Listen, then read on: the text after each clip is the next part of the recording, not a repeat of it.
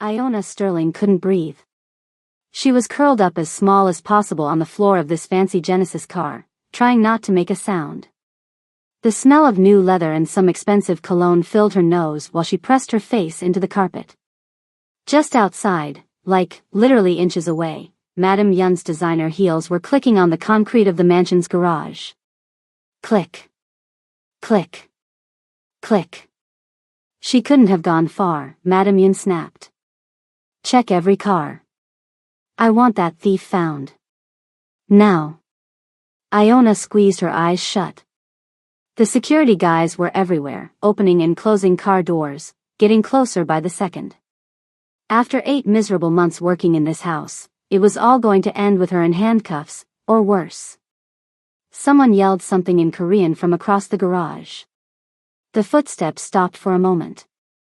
Then the driver's door opened right above her. Iona froze. Someone slid into the seat. The engine started up with a soft purr that vibrated through the floor. Through a tiny gap, she could see Madame Yun's red-bottomed shoes turn as she shouted at the security team. Then Iona looked up and caught a pair of dark eyes watching her in the rearview mirror. It was Jin Suk-bin, the master of the house. The man everyone whispered about. The man whose name made people in certain parts of LA go quiet. And he was staring right at her. But his face didn't change. He didn't look surprised or angry. He just looked at her. And then the car started moving. As they passed through the security gate, he finally spoke. His voice was quiet but firm. I'll protect you. 3 simple words that would flip her entire life upside down. If you've ever been trapped with someone who makes your life a living nightmare, you know that desperate feeling of needing to escape. This story might just show you what real courage looks like in the face of cruelty. Do me a favor and smash that subscribe button right now and let me know in the comments where you're watching from. Trust me, what happens in the next 30 seconds changes everything for Iona. Just 12 hours earlier, Iona had been polishing silver in the dining room, catching glimpses of herself in the spoons. 27 years old and wearing a stiff white uniform that made her feel like she was playing dress-up in someone else's life. You missed a spot. Iona didn't even jump anymore when Madame Yun appeared out of nowhere behind her.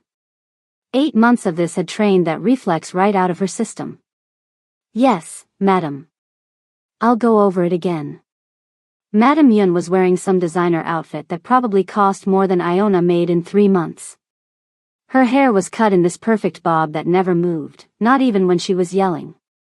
And boy, could she yell. When you finish, the windows in the west hallway need cleaning. They're streaked. She made this little sniffing sound. I don't understand why Jean insists we keep American staff when they clearly don't understand proper standards.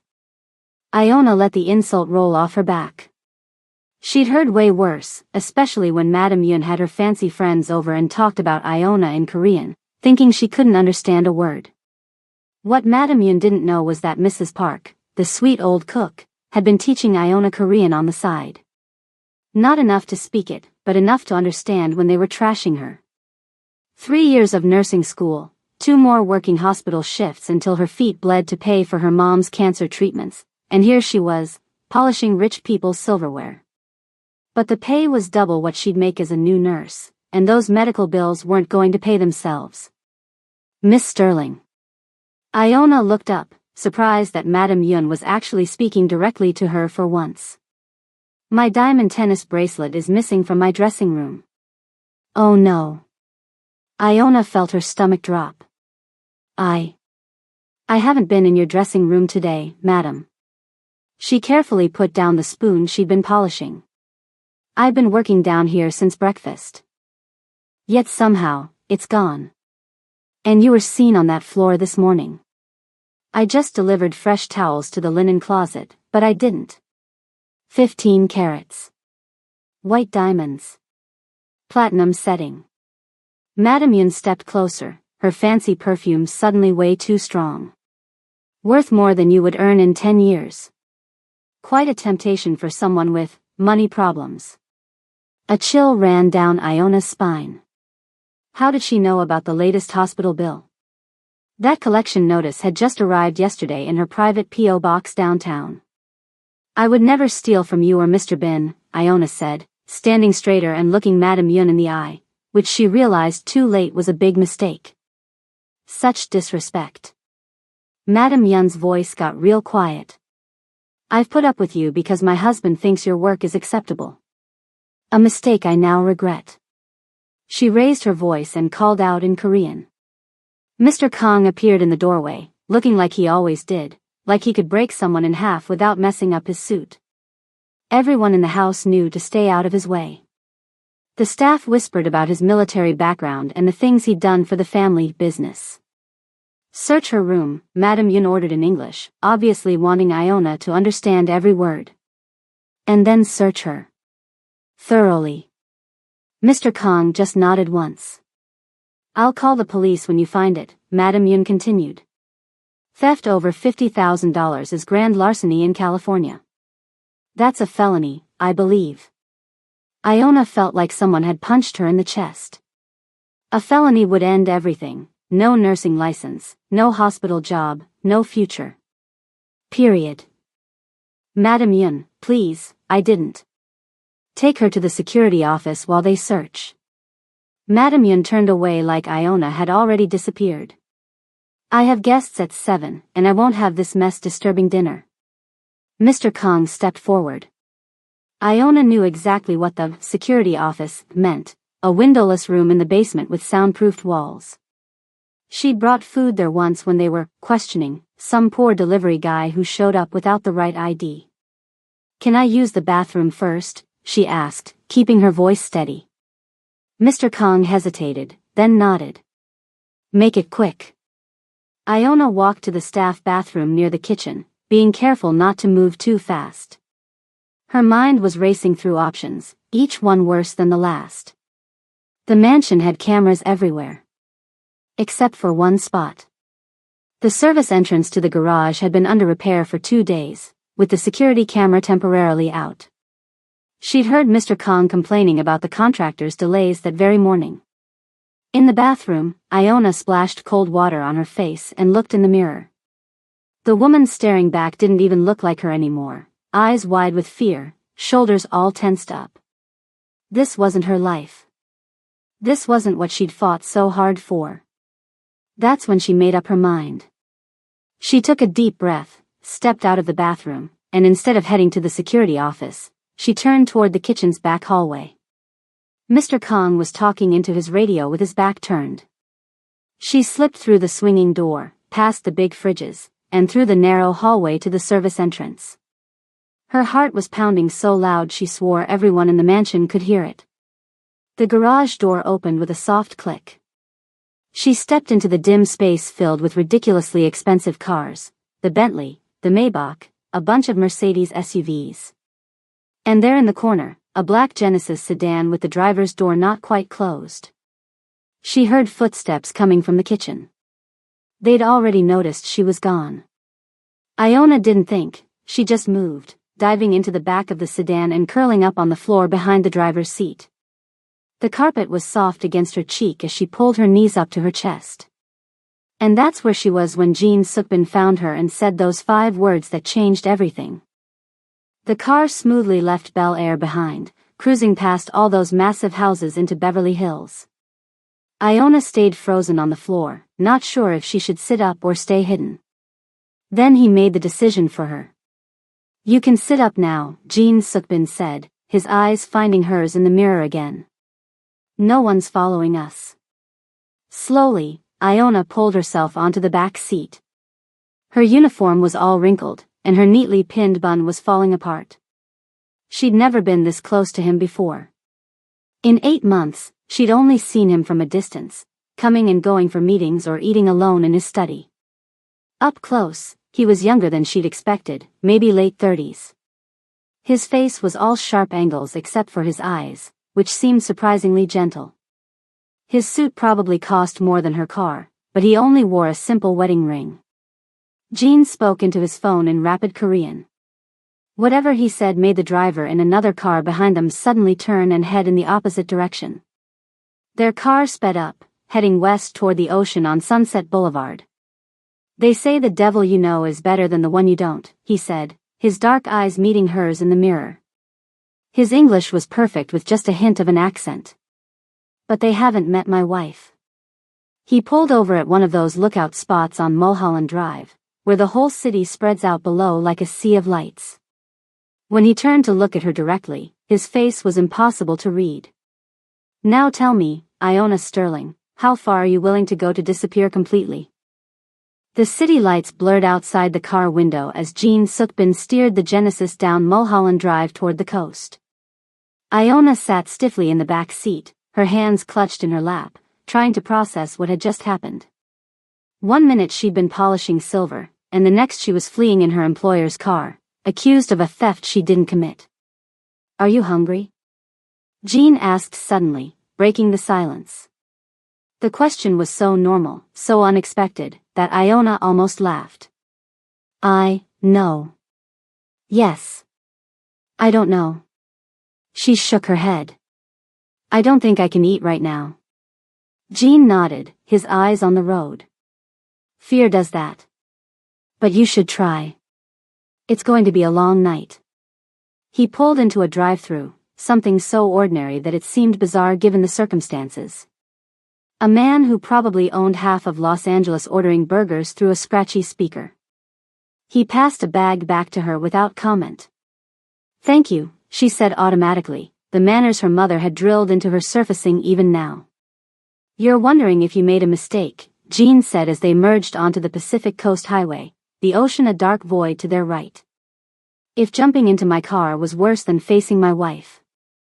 Iona unwrapped the burger slowly. The thought crossed my mind. Smart.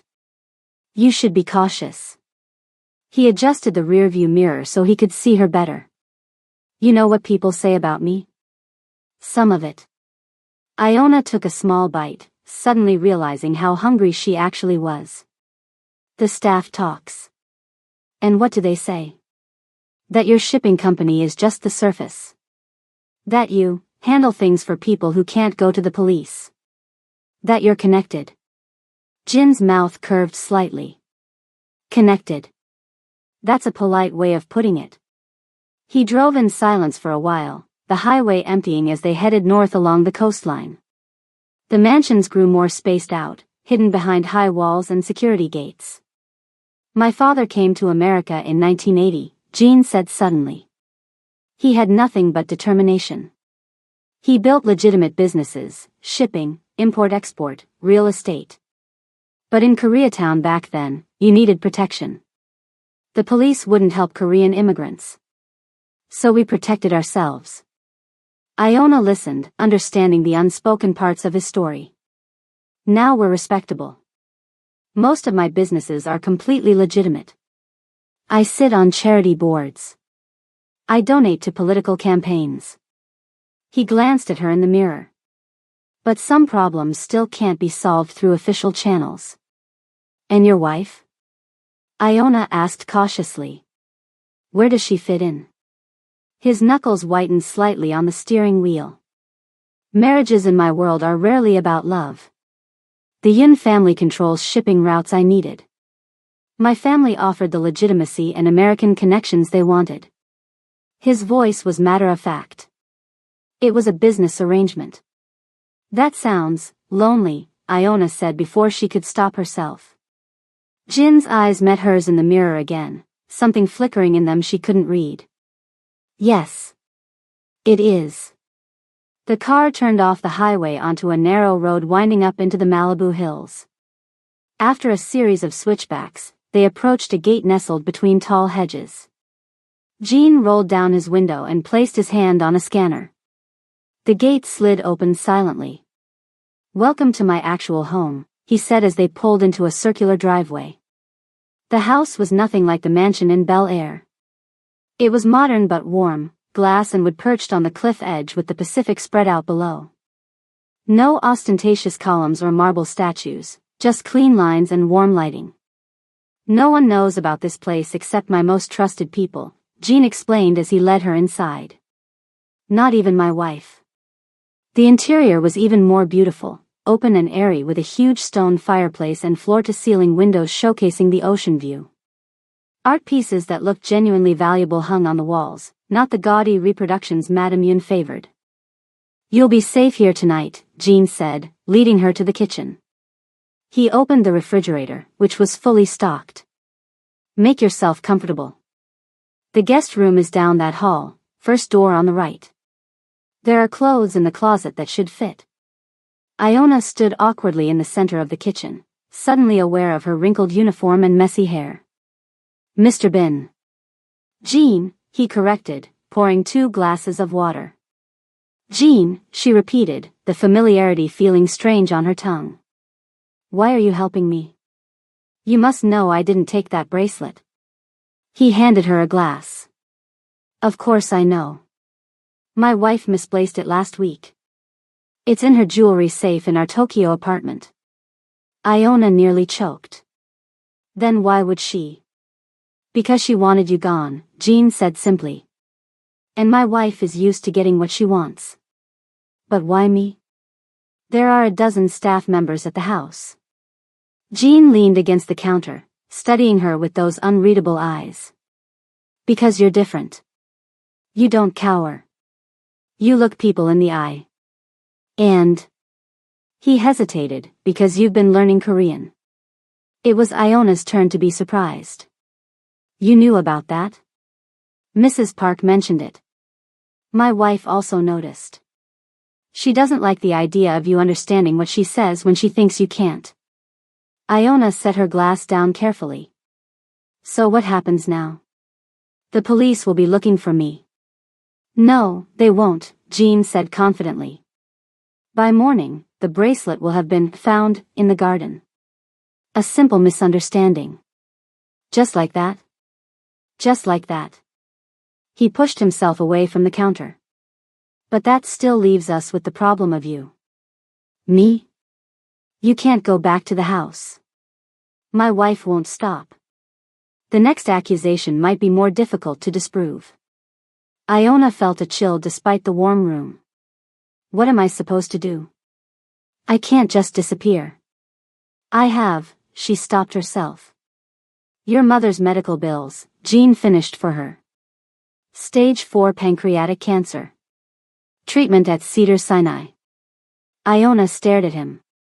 "How do you know that?" "I make it my business to know who works in my house."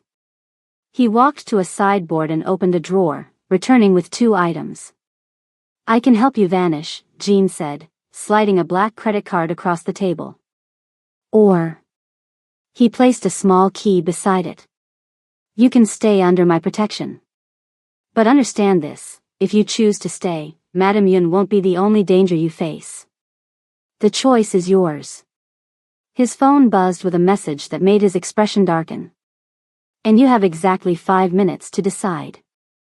Iona stared at the items on the table, a black credit card that probably had no spending limit and a small silver key. 2 very different futures laid out in front of her. 5 minutes isn't much time for a life-changing decision, she said, her voice steadier than she felt. Jean checked his watch. 4 minutes, 20 seconds now. Why the rush?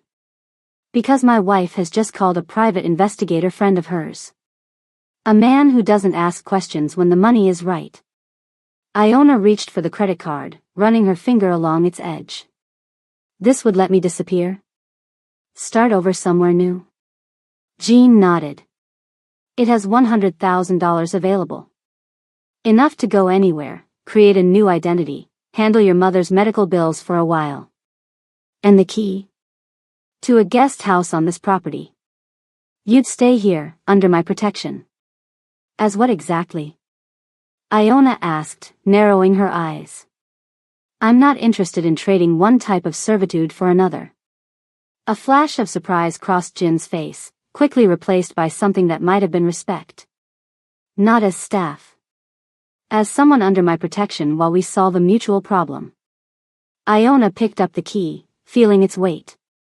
Freedom with uncertainty or safety with strings attached. Her mother had always told her to trust her gut. I'll stay, she said finally. But I want to know exactly what I'm agreeing to. Jean smiled slightly. You made the right choice. The card wouldn't have worked anyway. What? Iona's eyes widened. It's a real card with real money, but my wife's PI friend would have tracked any transactions within hours. You'd have been found before you crossed state lines. He took the card back. I needed to know if you were smart enough to see the trap. Iona let out a breath. So there was no real choice. There's always a choice. Yours was between bad odds and better ones. Jean pocketed the card. Now, let's discuss the arrangement. Just then, the front door opened. Iona tensed, but Jean remained calm as a man entered. He was slightly shorter than Jean but with a solid build that suggested serious strength beneath his expensive suit. His face remained completely neutral as he took in Iona's presence. Ah, Minho, perfect timing, Jean said. This is Iona Sterling. She'll be our guest for a while. Minho bowed slightly. Miss Sterling. Minho is my right hand, Jean explained. Nothing happens in my business without his knowledge. And what exactly is your business? Iona asked. The real one, I mean. Jean and Minho exchanged a glance.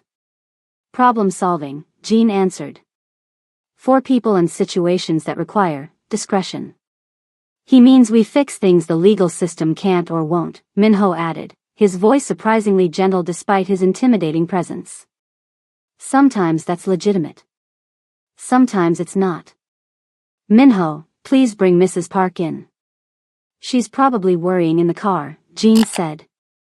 Moments later, the elderly cook from the mansion shuffled in, her face lighting up when she saw Iona.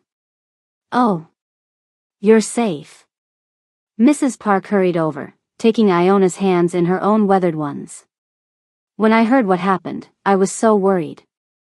Mrs. Park has agreed to stay here as well, Jean explained. Since she's been teaching you Korean, you can continue your lessons. And cook proper meals for you, Mrs. Park added.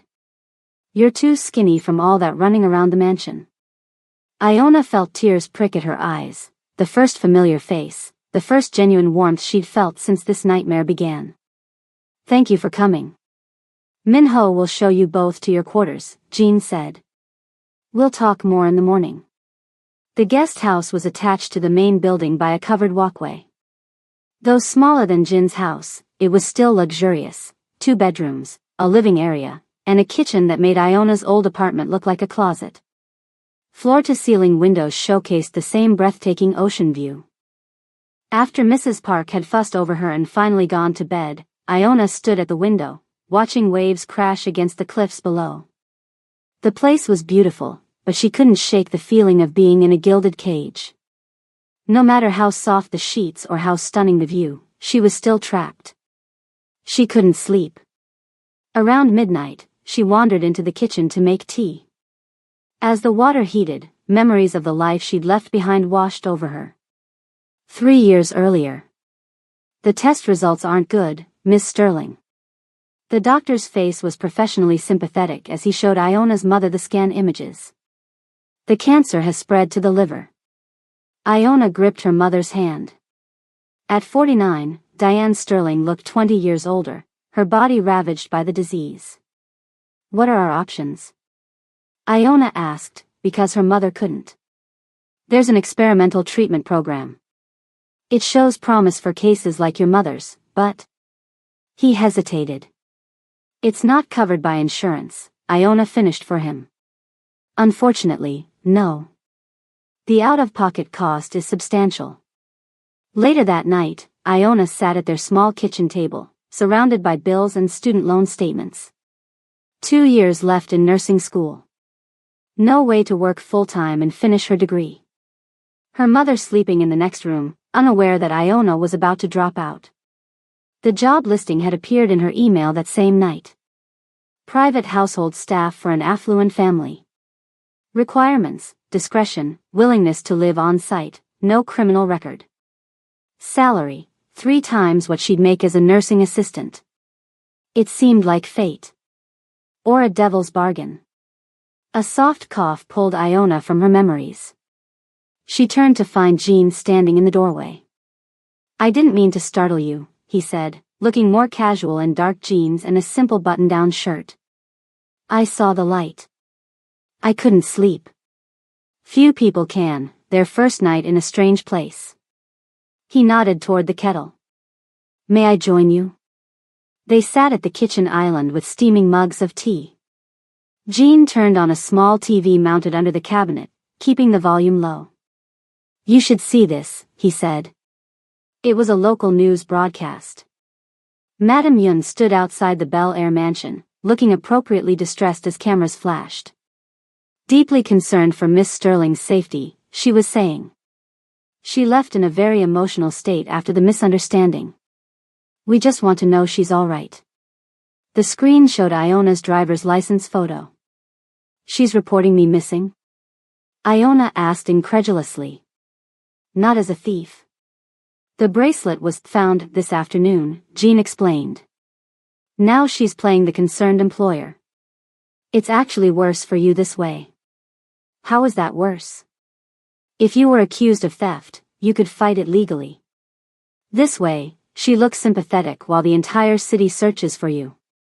And when you're found in my company." He let the implication hang. Iona understood. "People would think you took me." "Exactly. My wife is smarter than she looks." He muted the TV. "But I have a plan to clear your name and get you your life back." "Why would you do that for me?" Jean studied her for a long moment. "Because you're useful to me." "Useful how?" Jean pulled out a laptop and opened it. "The bracelet wasn't the only thing she's hidden," he said, typing in a password. The screen showed security footage from the mansion. "For 3 years, I've suspected my wife has been feeding information to my enemies." He paused, studying Iona's reaction. "That's where you come in. You're going to help me prove it, by becoming the person she fears most, someone who knows her secrets." "Your pronunciation is improving," Mrs. Park said with a smile as Iona repeated the Korean phrase for the 5th time. "But your tongue is still too flat on the second syllable." It had been 2 weeks since Iona had hidden in Jin's car and her days had fallen into a strange new routine. Mornings were for Korean lessons with Mrs. Park, afternoons for whatever training Jean or Minho had planned, and evenings were spent watching the news reports about her disappearance gradually move from headline to footnote. Again, Mrs. Park insisted, tapping the table with her wooden spoon. Iona sighed but repeated the phrase. Language had always come easily to her, but Korean was challenging. All those subtle sounds her English-trained mouth struggled to form. "Better." Mrs. Park beamed. "You'll be arguing with Madame Yun in her own language before you know it." "That's the goal, isn't it?" Iona said, stretching her stiff shoulders. She'd been sitting at the kitchen table for 3 hours. The sliding door opened and Jean walked in, dressed in one of his immaculate suits. He'd been gone since dawn, handling whatever mysterious business kept his empire running. "How are the lessons?" he asked, loosening his tie. "She's a natural," Mrs. Park said proudly before excusing herself to start dinner. Jean poured himself a glass of water, watching Iona over the rim as he drank.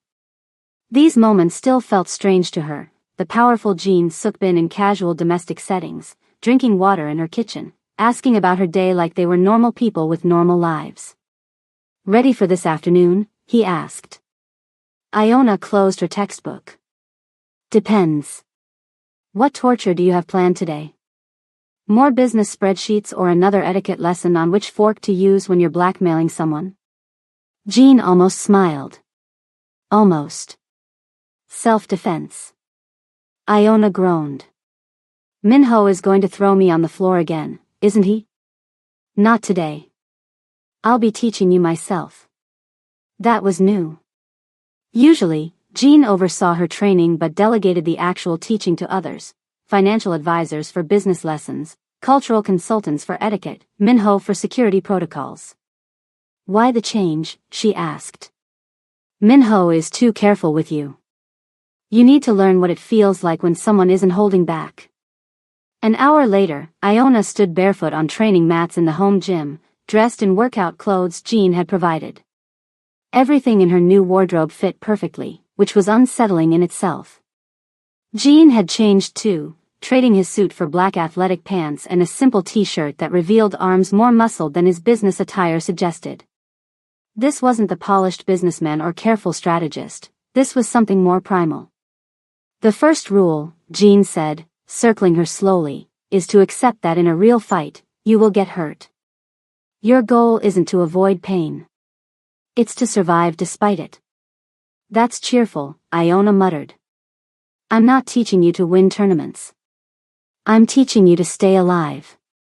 Jean moved suddenly, grabbing her wrist faster than she could react. What do you do now? Iona tried to pull away, but his grip was like iron. Don't pull. That's what everyone expects. Jean positioned himself behind her. Feel my balance. Where is my weight centered? She focused, feeling the slight pressure of his chest against her back, the way he was leaning slightly forward. Forward, on your toes, she said. Good. So. In a quick movement, Iona stepped back into him and dropped her weight, breaking his grip and causing him to stumble slightly. Jean nodded approvingly. You learn quickly. They continued for an hour, Jean attacking, Iona defending, occasionally succeeding but mostly failing as she learned how vulnerable the human body really is, and how many ways there are to exploit those vulnerabilities. Enough, Jean finally said, offering her a towel. You're improving. Iona wiped sweat from her face, wincing at the developing bruise on her forearm. Is this really necessary? I thought I was here to help you catch your wife passing information, not get into street fights. Jin's expression darkened. My wife isn't the only threat. The people she's working with wouldn't hesitate to use you once they discover your connection to me. And what exactly is my connection to you, Jean? Iona asked directly. Am I your employee? Your prisoner? Your, what? The question hung in the air between them. Jean stepped closer, close enough that she could smell his cologne mixed with the clean sweat from their training. You're under my protection, he said simply. For now, that's all that matters. Later that evening, Iona sat in Jin's office, watching him work. This had become part of her education too, observing how he handled business calls, learning the structure of his legitimate operations and getting glimpses of the not-so-legitimate ones. Jean spoke in rapid Korean to someone on the phone, his tone firm but controlled. From the bits she could understand, someone had failed to deliver something on time, and Jean was not pleased. When he hung up, she asked, what happens to people who disappoint you? Jean glanced up. They get a second chance. Not a third. And what does that mean exactly? It means whatever they imagine it means. Jean leaned back in his chair. Fear of consequences is often more effective than the consequences themselves. That's not very reassuring. I'm not trying to reassure you, Iona. I'm trying to prepare you. He gestured to the wall of monitors showing news feeds and security cameras. My wife has hired 3 different private investigators to find you. The story has gone national. Your face is on every major network. One screen showed Madame Yun at a press conference, dabbing at crocodile tears. We just want to know she's safe, she was saying. Iona was like family. Iona snorted. Family she accused of theft and threatened to have searched by security. She's playing the concerned employer perfectly, Jean said. Meanwhile, she's offered a $50,000 reward for information on your whereabouts. That's a lot of money. It's nothing to her. But it means every bounty hunter and glory seeker in California is looking for you. Jean turned to face her fully. Which is why your education needs to accelerate. Tomorrow, you're coming with me to a meeting. What kind of meeting? The kind where you'll see what I really do. The restaurant was in downtown Los Angeles, an upscale Korean place called Hanseong that occupied the top floor of a skyscraper Jean apparently owned. Iona sat at a private table in the corner, dressed in designer clothes she still wasn't comfortable wearing, watching Jean across the room. He was meeting with 3 older Korean men, their conversation too quiet and distant for her to hear. Minho stood beside her, vigilant as always. Who are they? Iona asked softly. Community leaders, Minho answered. They come to Jean when they have problems the police can't solve. What kind of problems? Today? Protection money demands from a new gang targeting Korean businesses. Last month? A senator threatening to block permits for businesses in Koreatown unless they contributed to his campaign. And Jean fixes these problems? Minho's face remained impassive. Mr. Bin ensures balance.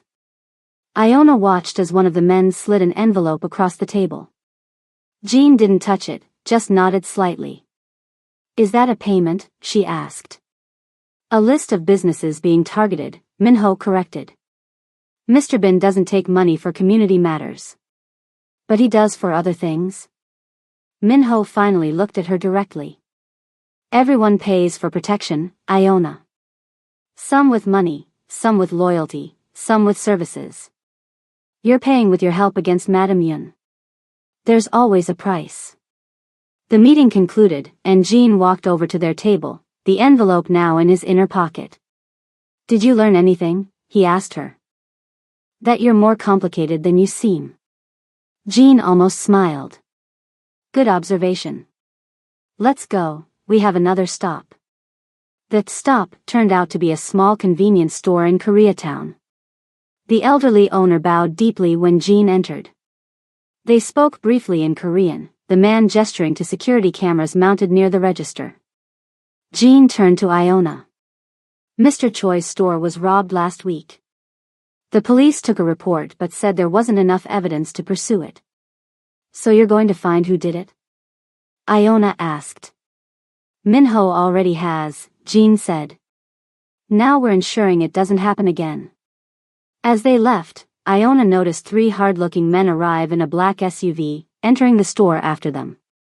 She didn't ask what they were going to do. Back in the car, Jean was quiet, reviewing something on his phone. You protect them, Iona said finally. The Korean community.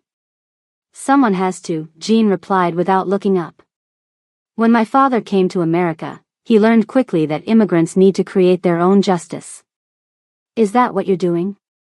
Justice? Jean finally met her eyes. I'm doing what's necessary. Days turned into weeks. Iona's Korean improved rapidly. She learned about Jin's businesses, shipping, real estate, technology investments. She studied Madame Yun's patterns, preparing for whatever role Jean was grooming her for. And every day, the connection between them grew more complex. He was still mysterious, still dangerous, but she'd glimpsed moments of genuine kindness, even vulnerability. One night, unable to sleep, Iona wandered into the main house. Jean often worked late, and she'd taken to keeping him company, asking questions about his operations or just sitting in comfortable silence. His office door was ajar, but he wasn't at his desk. Instead, a folder lay open, papers spread across the surface. She should have walked away. Instead, curiosity pulled her forward. The files were about the gang targeting Korean businesses. Photos, addresses, criminal records. Jean was thorough. She was about to leave when another folder caught her eye. It had her name on it. She hesitated only briefly before opening it. Inside was a complete history of her life, employment records, medical history, financial statements. And photographs. So many photographs. Iona walking to nursing school. Iona visiting her mother in the hospital. Iona applying for the job at the mansion. Some of the photos dated back 2 years, long before she'd ever worked for the Bins. One photograph slipped from the folder, Iona at her mother's hospital bedside 2 years ago. You've been watching me for years, she whispered, backing away as she heard Jin's footsteps approaching. This wasn't chance. You planned all of this. Jean stood in the doorway, his face unreadable as he saw the open folder. There are no coincidences in my world, Iona, he said quietly. The question isn't why I chose you. His eyes burned into hers. The question is why my wife is so determined to destroy you specifically. Iona stood frozen, the photograph still clutched in her trembling hand. The woman in the hospital bed, her mother, looked so frail, so small against the white sheets. And the date stamp in the corner was unmistakable, 2 years ago, long before Iona had ever set foot in the Bin mansion. "How long have you been watching me?" she asked, her voice barely above a whisper. Jean stepped fully into the office, closing the door behind him with a soft click. "Sit down, Iona." "I don't want to sit down," she said, anger rising through her confusion. "I want answers. Why do you have pictures of my mother?" Jin's expression softened slightly. "Because she worked for my family 25 years ago." The words hit Iona like a physical blow. "What? That's impossible. My mom was a teacher in Atlanta before we moved to Los Angeles." "Before that," Jean said, moving toward his desk and opening a drawer. He pulled out an old photograph and placed it on the table. "This was taken at my father's first restaurant in Los Angeles, 1997. Iona reluctantly moved closer. The photo showed a group of staff standing in front of a modest restaurant called Soul Garden. And there, smiling brightly in the center, was her mother, young, healthy, beautiful. "She was our head waitress for 3 years, Jean said quietly. "My father thought very highly of her." Iona sank into the chair, legs suddenly weak. "She never told me." People have reasons for keeping their past separate from their present. Jean sat across from her. "Your mother left Los Angeles suddenly in 1999. She moved to Atlanta, changed her name slightly from Diane to Diane, and started over." "Why would she do that?" Jin's eyes were steady on hers. "Because she witnessed something she shouldn't have." The pieces were starting to fall into place, forming a picture Iona wasn't sure she wanted to see. "What did she witness?" she asked, though part of her already knew. "My father protecting his business from people who wanted to destroy it." Jin's voice was matter-of-fact. It was a different time. The police wouldn't help Korean business owners. We had to defend ourselves. "You mean, violence?" Jean didn't flinch from the word. "Yes." Iona tried to process this. Her gentle, loving mother had once been part of this world, had seen things dark enough to make her flee across the country and build a new life. "She was never in danger," Jean continued. "My father made sure of that. He helped her relocate, gave her money to start over. If this is true, why would I end up working for your family again? That's too big a coincidence." Jin's gaze didn't waver. It wasn't a coincidence. The truth dawned on her slowly, like ice water seeping through her veins. "You arranged it," she whispered. "Somehow, you made sure I got that job offer." "Yes." "Why? Why would you?" She stopped as another realization hit her.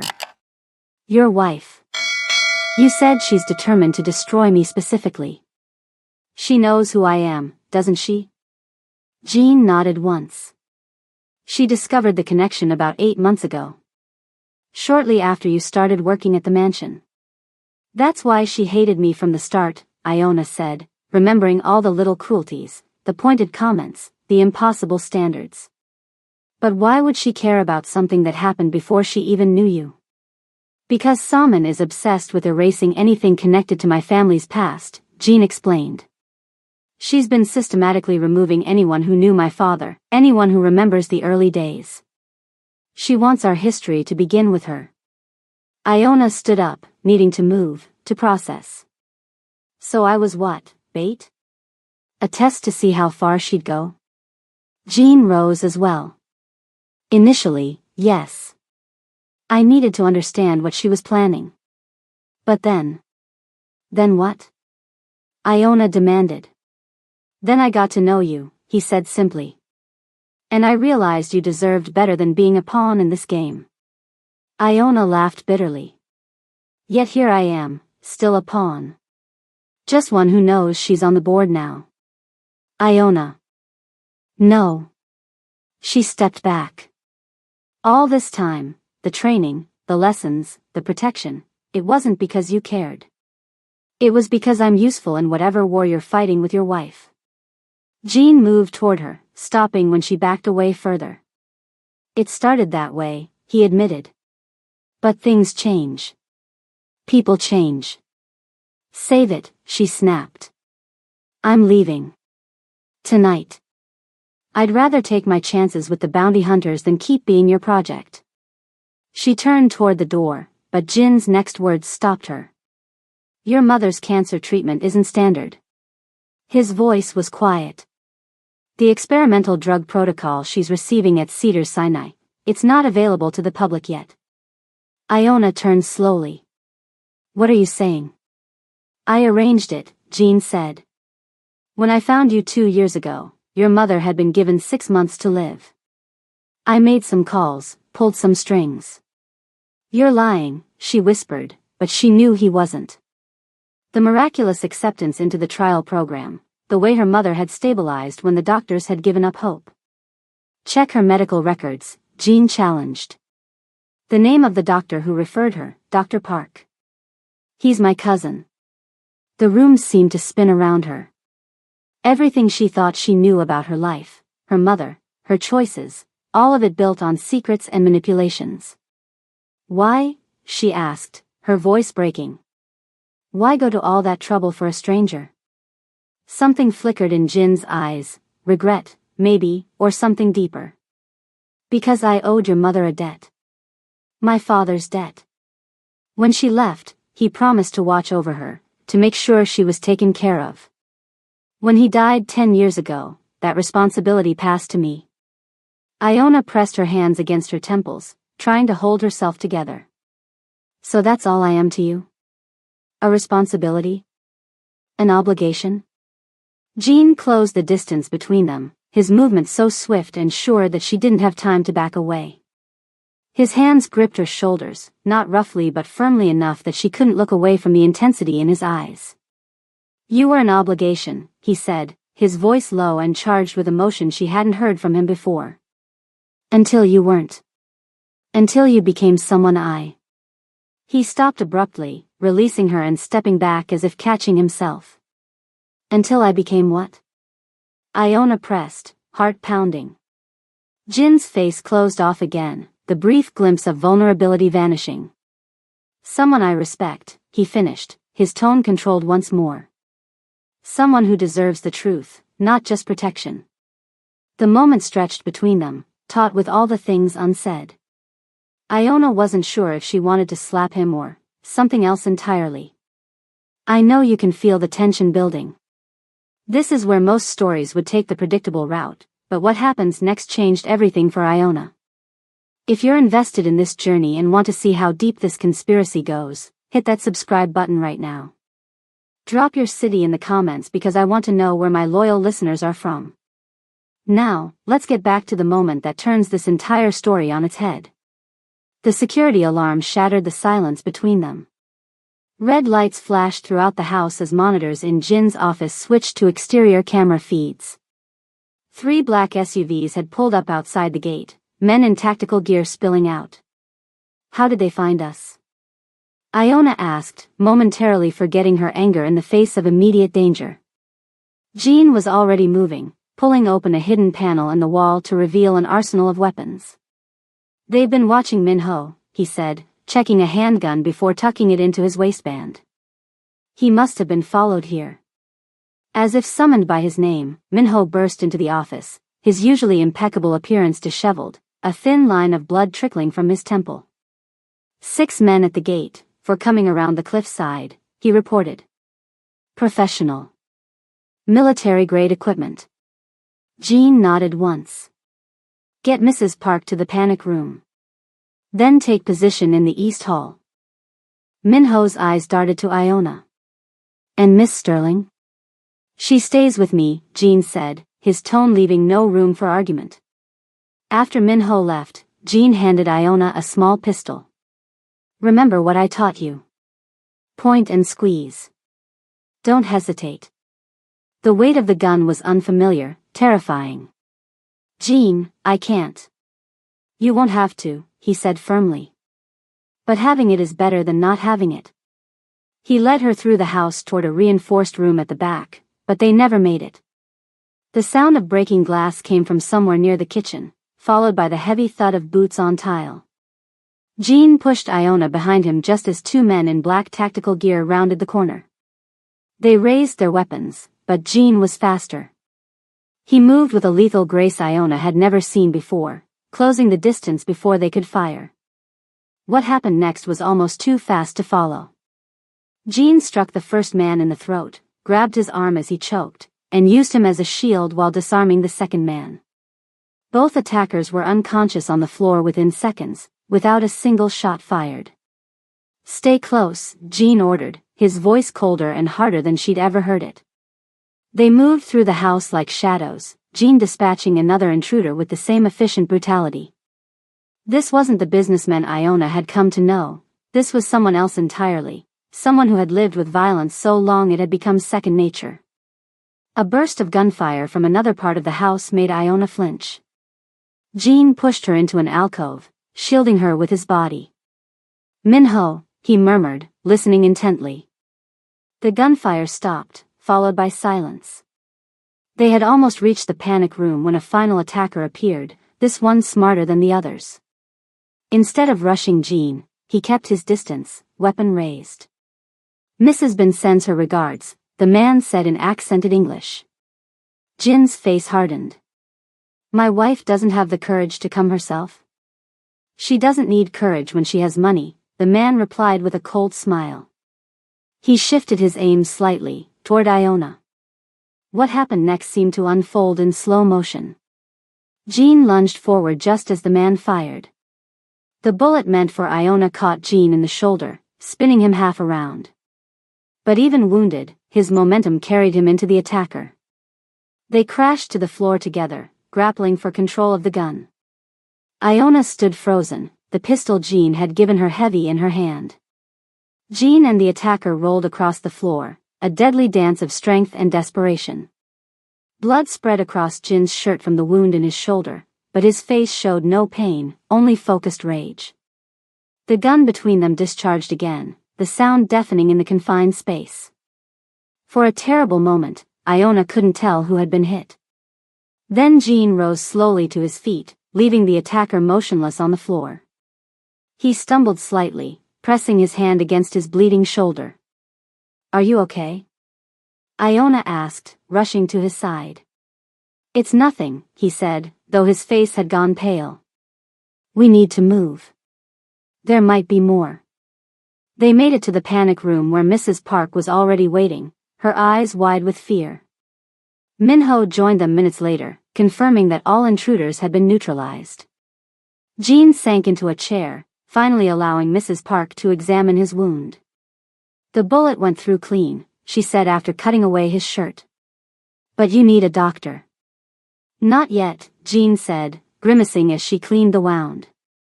Not until I'm sure it's safe. Iona watched him, this man who had manipulated her life but had also just taken a bullet to protect her. Nothing was simple anymore, not her anger, not her gratitude, not the complicated feelings swirling inside her. Why would she do this? Iona asked finally. Sending armed men to a home she doesn't even know about. It's too extreme, even for her. Jin's eyes met hers, sharp despite his pain. Because she's making her move. This isn't just about you anymore. What do you mean? Blood trickled from the cut on Jin's forehead as he barricaded the door. They weren't just trying to find you, he said, checking his gun. They came to kill me. Which means only one thing. The window shattered as a black SUV screeched into the driveway. My wife just made her move against the family. And we're the only ones who can stop her. We need to move. Now. Jin's voice was tight with pain as Minho finished wrapping his shoulder with a makeshift bandage. This location is compromised. Iona watched the security monitors in the panic room, showing more black SUVs approaching in the distance. There are more coming. Of course there are, Jean muttered. He tapped a code into a keypad on the wall, revealing a hidden door. This leads to a tunnel that connects to the garage underneath. There's a car waiting. Mrs. Park gathered a few essentials while Minho collected weapons. Iona helped Jean to his feet, supporting his injured side. "You're bleeding through the bandage," she said quietly. "It can wait." His face was pale but determined. The tunnel was narrow and dimly lit, sloping downward into the cliff face. They emerged into a secondary garage Iona hadn't known existed, where an unmarked black sedan waited. Minho took the wheel with Mrs. Park beside him. Jean and Iona climbed into the back. As they drove through a hidden exit that emerged half a mile down the hill, Iona looked back to see flames beginning to lick at the edges of the beautiful house. Someone had set it on fire. "They're destroying everything," she whispered. "Things can be replaced," Jean said, his eyes on the road ahead. "People can't." They drove in tense silence for nearly an hour, taking back roads and switching cars twice in underground parking garages. Jean made several calls in Korean, his voice growing weaker but his instructions still precise and commanding. "Where are we going?" Iona finally asked as they headed east, away from the city. "Somewhere even my wife doesn't know about," Jean replied. "The only truly safe place left." The landscape changed, urban sprawl giving way to suburbs and then to open countryside. As dawn broke, they turned onto a hidden driveway nearly invisible from the main road. Tall trees lined a gravel path that wound up into foothills dotted with ancient oak trees. And there, nestled among them, stood a traditional Korean hanok house, wooden beams, curved tile roof, and paper screen doors surrounded by meticulously maintained gardens. "What is this place?" Iona asked, taking in the unexpected sight. "My grandfather's home," Jean said as Minho helped him from the car. "The heart of our family." Servants appeared silently, helping Mrs. Park with her bags and supporting Jean toward the main house. As they approached, the front door slid open to reveal an elderly man leaning on a wooden cane. Despite his age, Iona guessed at least 80, he stood straight, his presence commanding respect. Jean bowed deeply despite his injury. "Harabiaji," he said softly. "Grandfather." The old man's stern face softened slightly. He spoke rapidly in Korean, gesturing at Jin's bloody shirt. "I'm fine," Jean assured him in English, clearly for Iona's benefit. "But we need shelter. The Malibu house has been compromised." The old man's sharp eyes turned to Iona, assessing her with an intensity that reminded her instantly of Jean. "So this is Diane's daughter," he said, his English perfect but heavily accented. "You have your mother's eyes." Iona blinked in surprise. "You knew my mother?" "Of course." He gestured them inside. "I know everyone who has ever mattered to this family." Jin's wound was properly treated by a doctor who arrived discreetly and asked no questions. Iona was given a beautiful room overlooking a koi pond, where she showered and changed into clothes that had somehow been provided in exactly her size. By late afternoon, she joined Jean and his grandfather in a large sitting room. Jean looked better, his color returning though he moved carefully to protect his injured shoulder. "Please, sit," the old man, who had introduced himself simply as Mr. Bin, gestured to a cushion beside a low table where tea had been prepared. Iona sat awkwardly, trying to remember the proper etiquette Minho had taught her. Mr. Bin noticed her discomfort and smiled slightly. "We need not stand on ceremony when survival is at stake," he said. "My grandson tells me you have questions." "About 100, Iona admitted. The old man nodded. "And you deserve answers." But first, he turned to Jean and spoke in rapid Korean. Jean replied respectfully, bowing his head slightly at whatever his grandfather had said. "My grandfather wishes you to understand who we are," Jean translated, "before you judge what we do." Mr. Bin sipped his tea.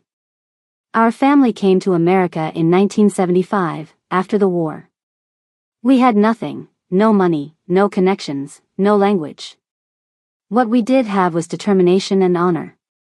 He gestured around the room, where Iona noticed for the first time old photographs hanging on the walls, showing what must have been Jin's parents and grandparents in front of a small grocery store, then a restaurant, then various other businesses.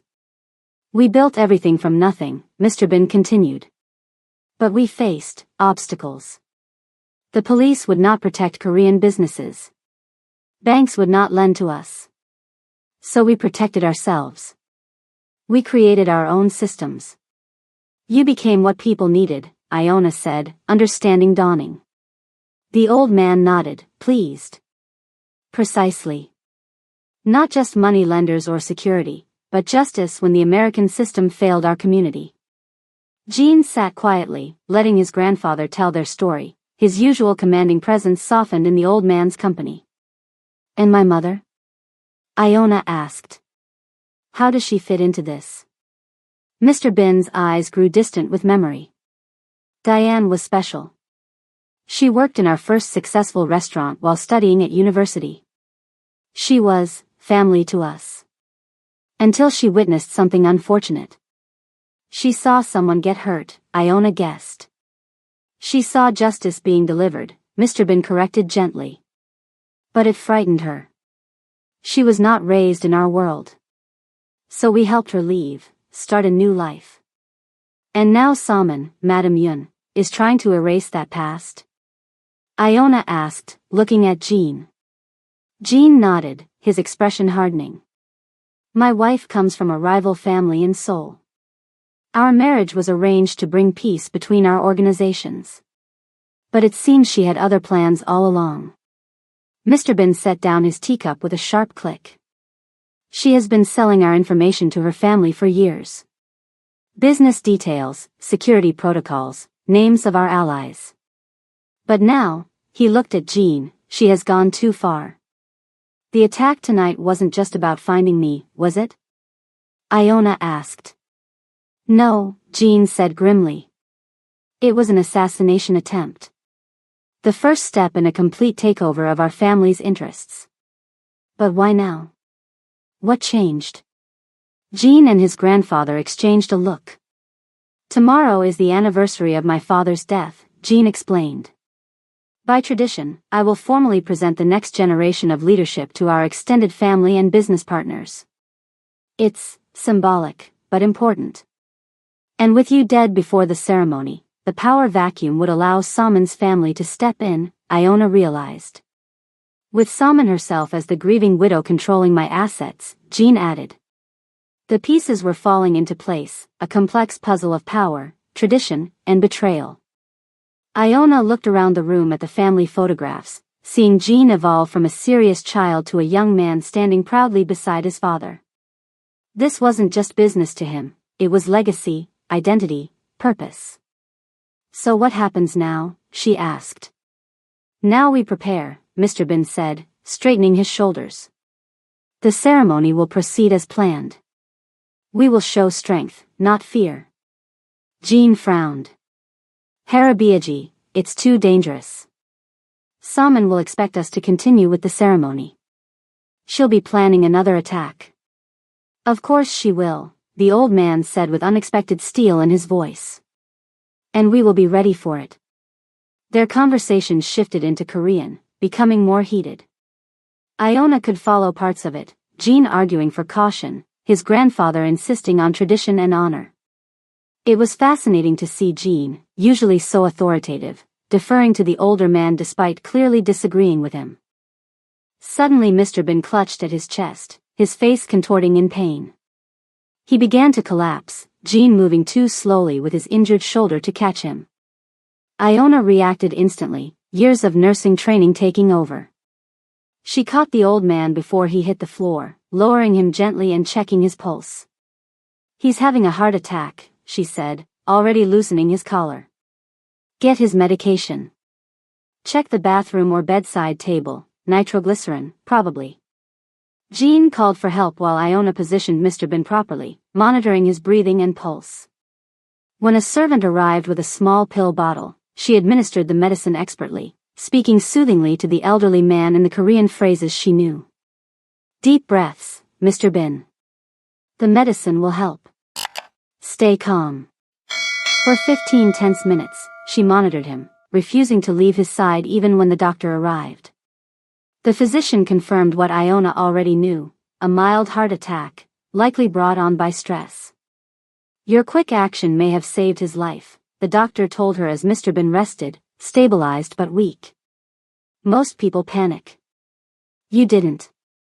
Later, Jean found her sitting beside his grandfather's bed, watching the old man sleep. Thank you, he said simply, the words carrying more weight than any elaborate speech could have. Iona nodded. I was a cardiac care nurse before everything. Jean sat beside her, careful of his injured shoulder. For a long moment, they watched the steady rise and fall of Mr. Bin's chest. He's a stubborn old man, Jean said finally, his voice soft with affection. He insists the ceremony must continue tomorrow. Is that wise? No. But he believes showing fear would be worse than facing danger. Jean sighed. In our world, reputation is everything. If we hide, we appear weak. If we appear weak, we become targets. Iona studied Jin's profile in the dim light. You really respect him, don't you? He raised me after my father died, Jean said. Everything I know about honor, about duty, about protecting what matters, it came from him. Something had changed between them, Iona realized. The lies and manipulations that had brought them together seemed less important now, overshadowed by the very real dangers they faced together. The doctor says he'll recover, she said. But he needs rest and minimal stress. Jean nodded. Which he won't get if he attends the ceremony. He looked at her directly. I need your help, Iona. With what? With convincing him to stay here, protected, while I handle the ceremony. Jean took her hand, his touch surprisingly gentle. He listens to you. He respects what you did today. Iona considered the request. And what about me? Will I be attending this ceremony too? Jean hesitated. That's your choice. I promised you protection, but I can't guarantee your safety if you come with me tomorrow. Salmon will have planned carefully. It will be dangerous. And if I choose not to go? Then you'll stay here, protected by our most trusted security. After I deal with Salmon, you'll be free to go wherever you wish. Your mother's care will continue to be provided for, regardless of your decision. Iona studied his face, trying to read the emotions behind his careful expression. You'd let me go? Just like that? I never wanted a prisoner, Iona, Jean said quietly. Only an ally. The word hung between them, ally, not employee, or asset or obligation. It suggested partnership, mutual respect, choice. Before she could respond, a weak voice called from the bed. Mr. Bin was awake, gesturing for them to come closer. No secrets, he said, his voice thin but determined. Not in this room. Jean helped his grandfather sit up against the pillows. The old man's eyes were clear despite his pallor. The ceremony tomorrow will force her hand, Jin's grandfather said, his weathered hands reaching for Iona's.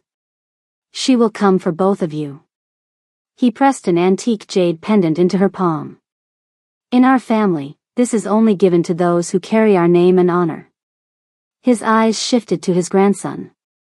Jean has already decided what that means. The question is whether you are prepared for what wearing this truly signifies. The jade pendant felt heavy against Iona's skin as she studied her reflection in the full-length mirror. The emerald green dress hugged her curves perfectly, elegant but not flashy, expensive but not ostentatious. Her hair was swept into a sophisticated updo, and subtle makeup enhanced her features. She hardly recognized herself. Are you ready? Jean appeared in the doorway behind her, devastatingly handsome in a perfectly tailored black suit. Iona touched the jade pendant resting at her collarbone. I'm still not sure this is a good idea. Jean crossed the room to stand beside her. It's the only way to end this, he said quietly. Tonight, we force Salmon into the open.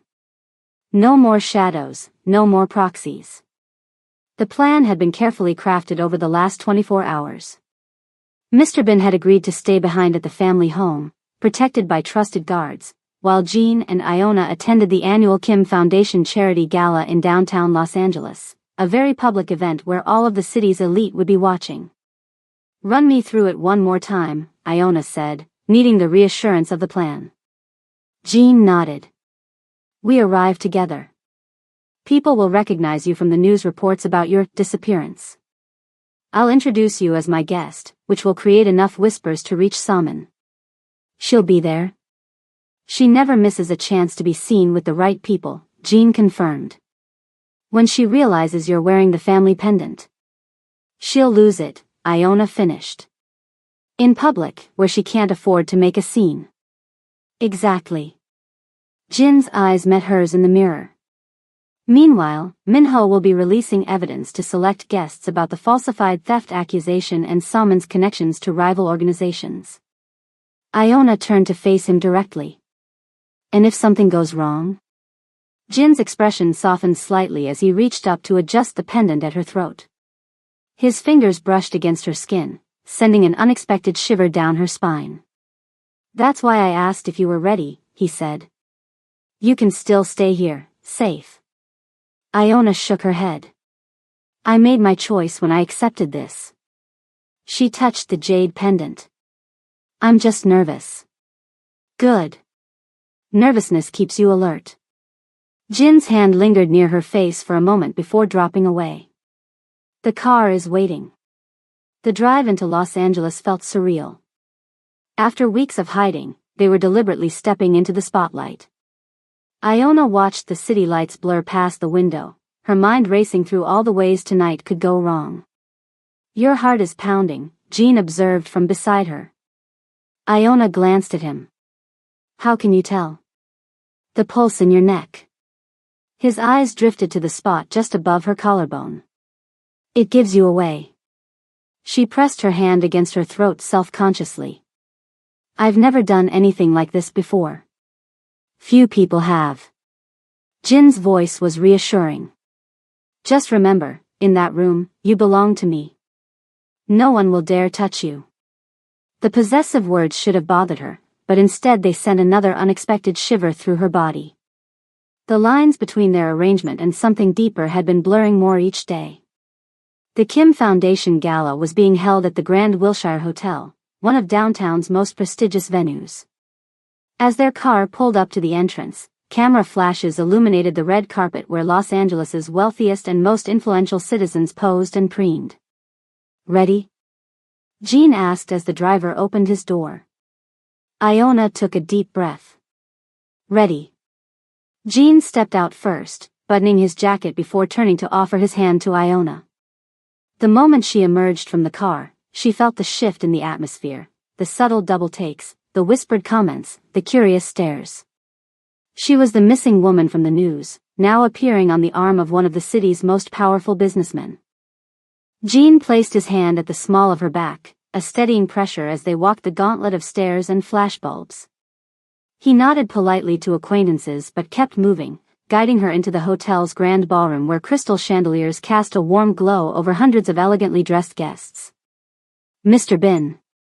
A middle-aged woman in an overly tight dress approached them immediately, her smile stretched unnaturally by too many procedures. "We didn't expect you tonight." "And with a guest." Jean inclined his head politely. "Mrs. Cho. May I introduce Iona Sterling?" The woman's eyes widened in recognition. "Sterling? But aren't you the woman from the news reports?" Iona finished for her, smiling calmly despite her racing heart. "Yes, that's me. The reports of my disappearance were greatly exaggerated." Mrs. Cho glanced between them, clearly calculating the gossip value of this encounter. "Well. How interesting. And where is Mrs. Bin tonight?" "My wife will be arriving separately," Jean said smoothly. Business kept her detained. As they moved away, Iona could practically feel the woman's eyes boring into her back.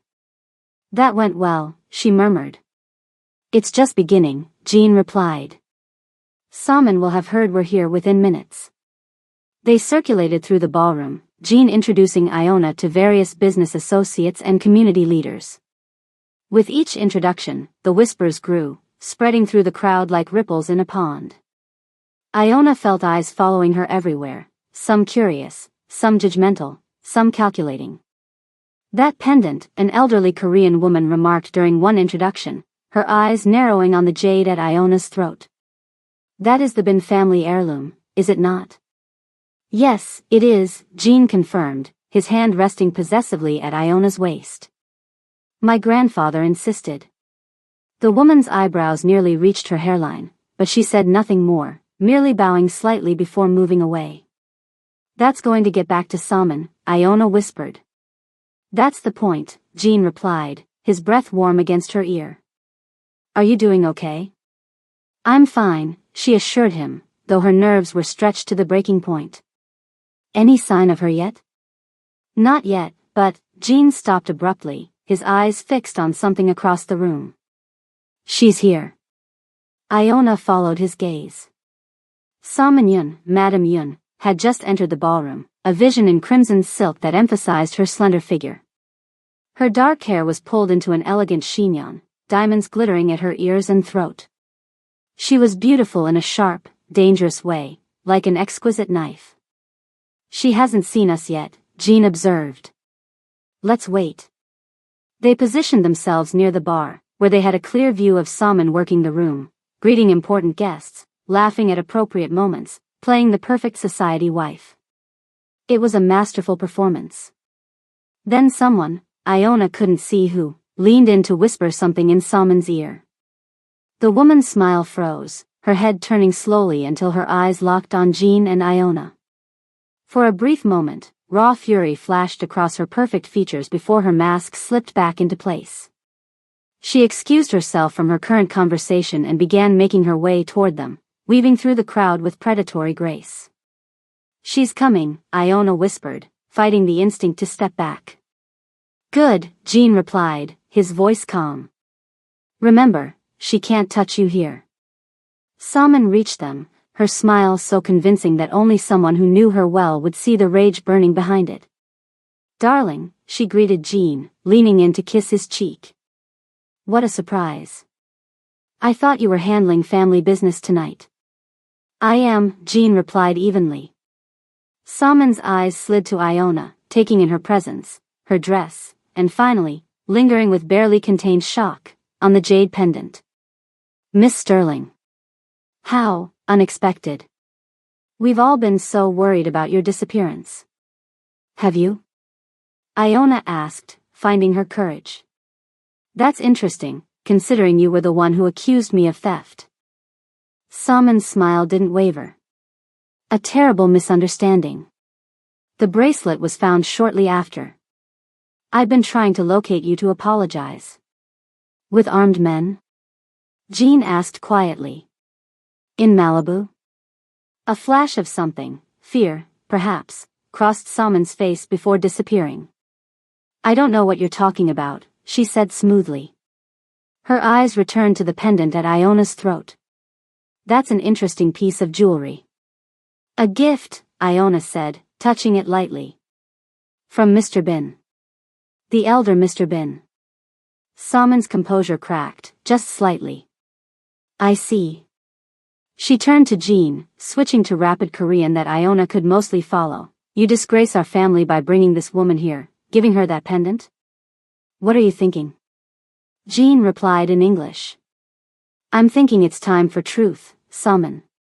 About the bracelet. About the men you sent. About your family's connections to the Park Syndicate." Salmon paled slightly.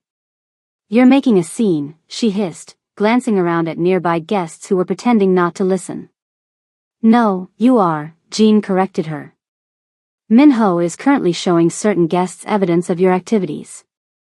Your account's being used to fund attacks on our businesses. Your meetings with park representatives. You have nothing," Salmon snapped, her mask slipping further. "We have everything," Jean said calmly. "Including your deleted texts about setting up Miss Sterling with a false theft accusation." Iona watched the realization dawn on Salmon's face. This wasn't just an embarrassment. it was a carefully orchestrated takedown. You wouldn't dare expose family business publicly, Salman said, her voice low with threat. You stopped being family the moment you sent men to kill me, Jean replied. His tone was conversational, but Iona could feel the tension in him. The ceremony will proceed tomorrow without you. Something dangerous flashed in Salman's eyes. We'll see about that. She glanced at Iona. Enjoy your moment, girl. It won't last. With that, she turned and walked away, her back rigid with fury. Iona released a breath she hadn't realized she was holding. That was intense.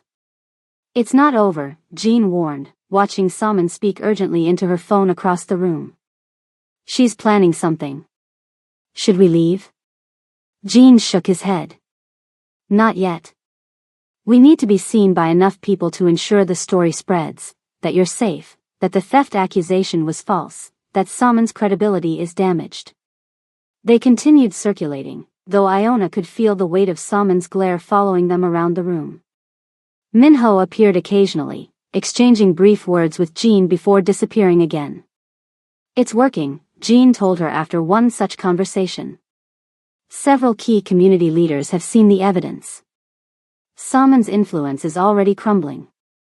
The evening wore on, a strange dance of social niceties layered over life-or-death stakes. Iona's feet ached in her heels, but she maintained her composure, drawing on reserves of strength she hadn't known she possessed. As the event began winding down, Jean guided her toward a quiet terrace overlooking the city lights. The cool night air was a relief after the stuffy ballroom. You did well in there, Jean said, loosening his tie slightly. Not everyone could have faced her so calmly. I wasn't calm, Iona admitted. I was terrified. You didn't show it, Jean said, his voice warm with approval. That's what matters. Iona turned to face the cityscape, lights twinkling like earthbound stars. What happens now? We return to my grandfather's house tonight. Tomorrow, the ceremony proceeds, and I officially announce changes to the family leadership structure, removing Salman and her allies. And then? Jean stepped closer, his presence solid and reassuring beside her. And then you decide what you want. Your life restored. Your mother's care continued. Whatever future you choose. Iona looked up at him. What if the future I choose isn't what you expect? Something shifted in Jin's expression, a vulnerability she'd rarely glimpsed beneath his controlled exterior. What future would that be? Words failed her. Instead, Iona reached up, her fingers brushing his jawline. Jean went perfectly still, his eyes darkening as he searched her face. Iona, he said softly, a question in her name.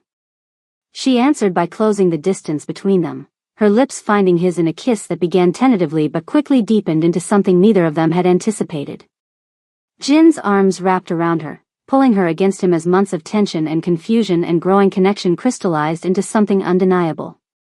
When they finally broke apart, both breathing heavily, Jean rested his forehead against hers. I didn't plan for this, he admitted. Neither did I, Iona whispered. But here we are. For a moment, they simply stood there, the world narrowed to just the two of them. Then Jin's phone vibrated, breaking the spell. Minho says it's time to leave, he said, checking the message. Salman left 20 minutes ago. It's not safe to linger. Reluctantly, they returned to the ballroom, making their goodbyes to key guests before heading for the exit. Jin's driver had brought the car around to a side entrance to avoid the main crowd.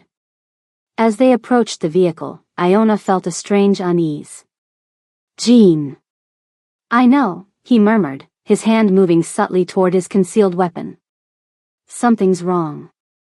The driver stepped out, bowing slightly as he opened the rear door.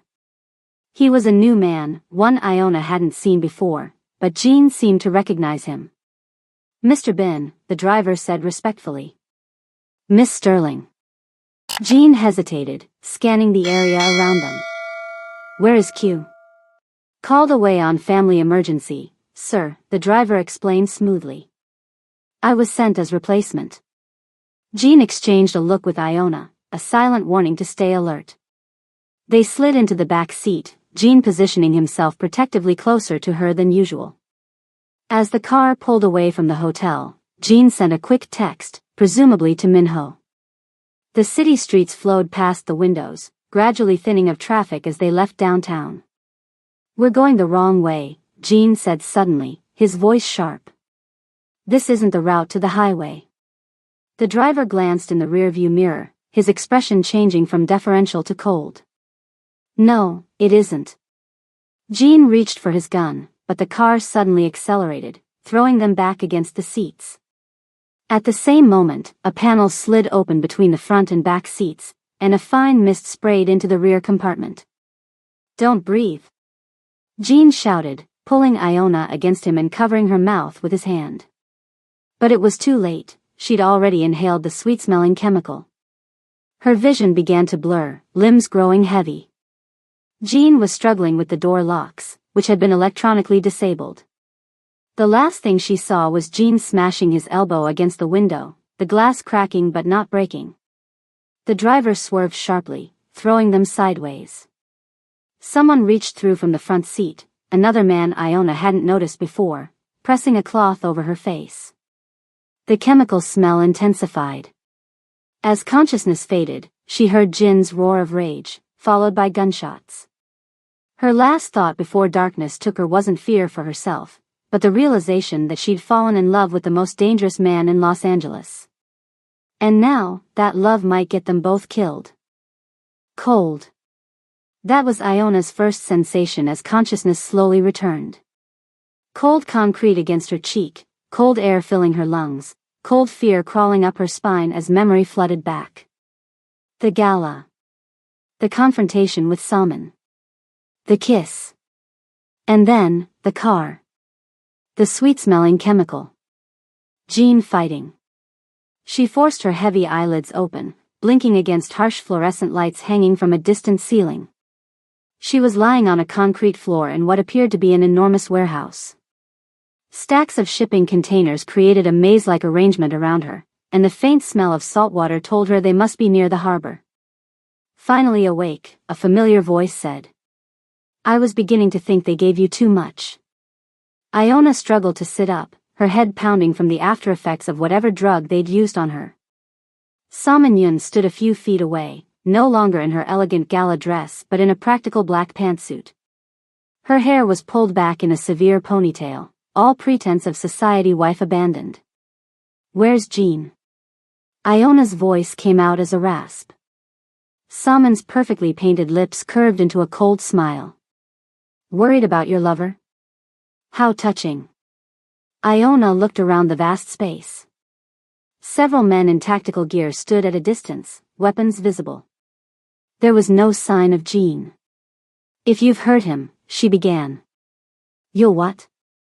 Salman laughed, the sound echoing off the metal containers. "Look at yourself, Miss Sterling. You're in no position to make threats." Iona slowly got to her feet, fighting the wave of dizziness that threatened to send her back to the floor.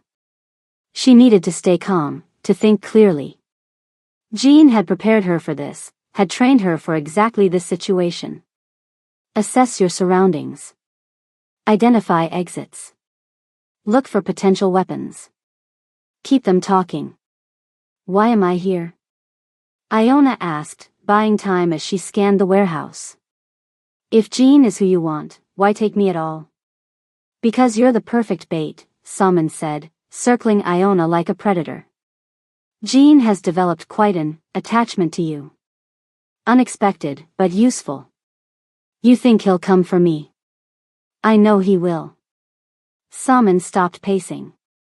"My husband has many qualities I despise, but loyalty is his most predictable weakness."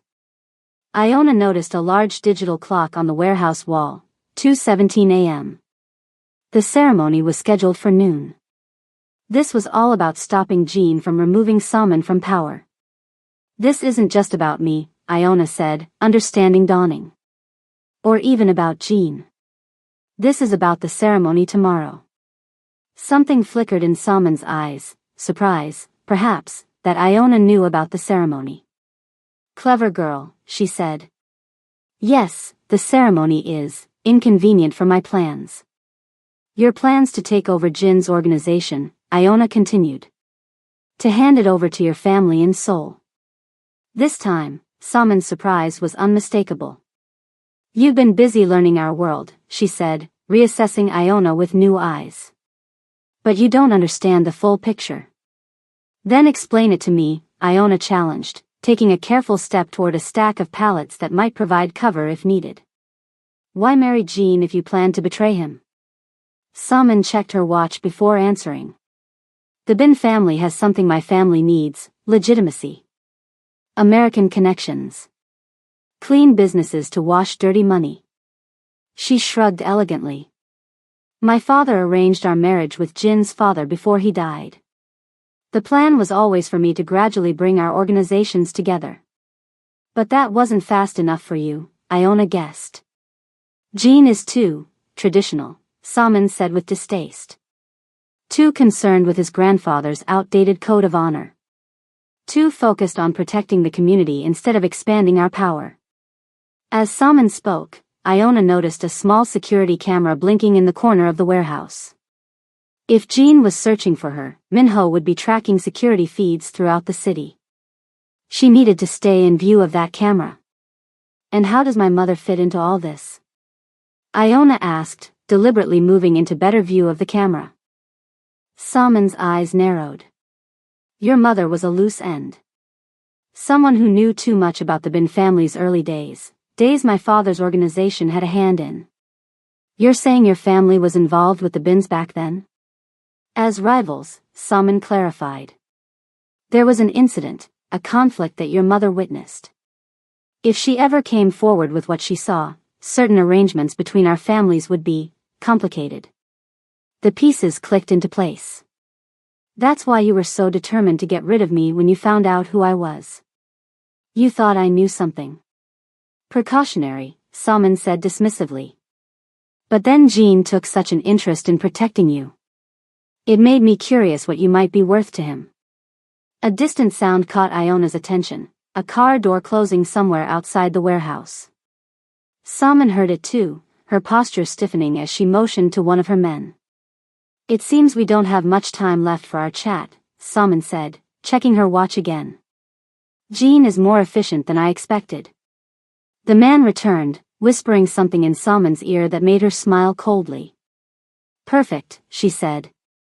Bring him in. Iona's heart raced as the large metal door at the far end of the warehouse rolled open. Two armed men dragged in a figure whose head was covered with a black hood. The person's hands were bound, but even with the hood, Iona recognized Jin's build, his posture. They forced him to his knees about 20 feet from where Iona stood. Remove it, Salmon ordered. One of the men yanked off the hood, revealing Jin's face. He had a cut above his eye and a split lip, but otherwise appeared unharmed. His eyes immediately found Iona's, relief washing over his features when he saw she was standing, apparently uninjured. Are you hurt? He asked her directly, ignoring Salmon completely. I'm okay, Iona assured him. They drugged me, but I'm fine. Jin nodded once, then finally turned his attention to his wife. This is beneath even you, Salmon, he said, his voice steady despite his position. Taking civilians to settle family business. Miss Sterling stopped being a civilian when you gave her my family's jade, Salmon replied sharply. When you brought her into our world. Jin's expression remained impassive, but Iona could read the calculation in his eyes. He was buying time, assessing the situation just as she had been. What do you want? He asked Salmon. Originally? Your shares in the company. Control of your territory. A smooth transition as the grieving widow. Salmon sighed dramatically. But you've complicated things by exposing me at the gala. So now I need something else. And that is? Your grandfather's seal, Salmon said. The one he'll use at the ceremony to transfer power. Jin's face betrayed nothing, but Iona saw his shoulders tense. The seal must be significant, perhaps the only way to legitimize the power transfer in the eyes of the community. It's not here, Jean said. It's with my grandfather. I know, Salmon replied calmly. That's why you're going to call him and tell him to bring it here. Now.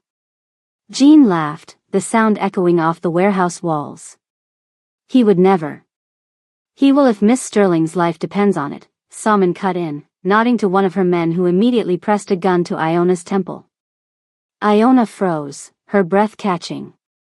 She could feel the cold metal against her skin, see the fury building in Jin's eyes. You have 1 hour, Salmon continued.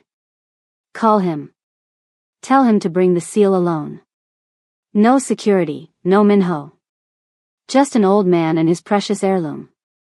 Jin's jaw tightened. And if I refuse? Then we find out if Miss Sterling's skull is as hard as her stubbornness suggests. Salmon nodded to another of her men, who placed a phone in front of Jean. Your choice.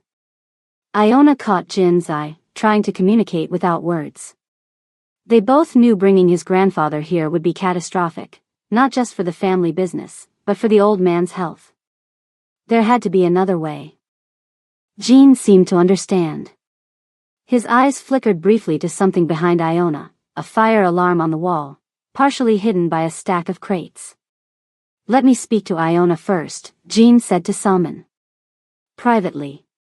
Then I'll call my grandfather. How touching, Salmon mocked. A final goodbye? A chance to explain why I'm doing this, Jean countered. She deserves that much. Salmon considered for a moment, then nodded. 2 minutes.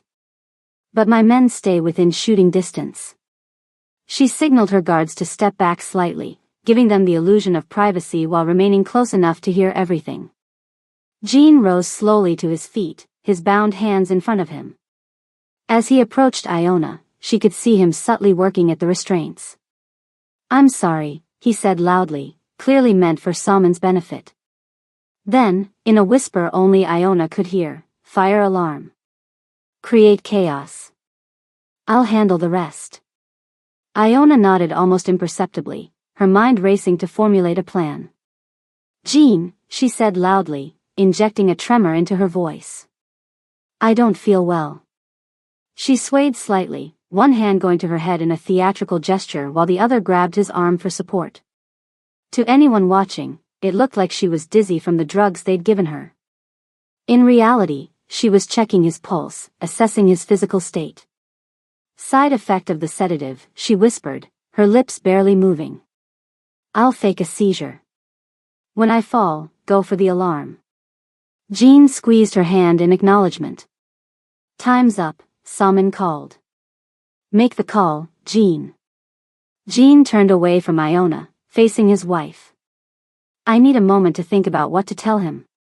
There's nothing to think about, Salmon snapped. Tell him to bring the seal or the girl dies. Iona took her cue. She made a small choking sound, drawing everyone's attention. Then she began to tremble, her eyes rolling back. She's having a reaction to the drug, Jean shouted, moving toward her with convincing alarm. Iona collapsed, her body convulsing in a convincing imitation of a seizure. She'd seen enough of them during her nursing training to mimic the symptoms, the rigid limbs, the jerking movements, the labored breathing. The guard nearest her stepped back in surprise.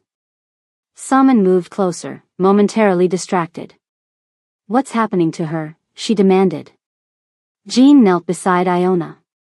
She needs medical attention. The drug you used, some people have allergic reactions.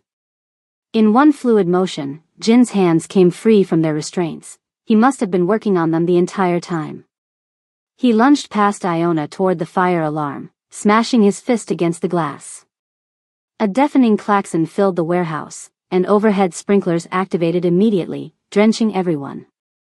In the chaos, Jean moved with lightning speed, tackling the nearest guard and wrestling away his weapon.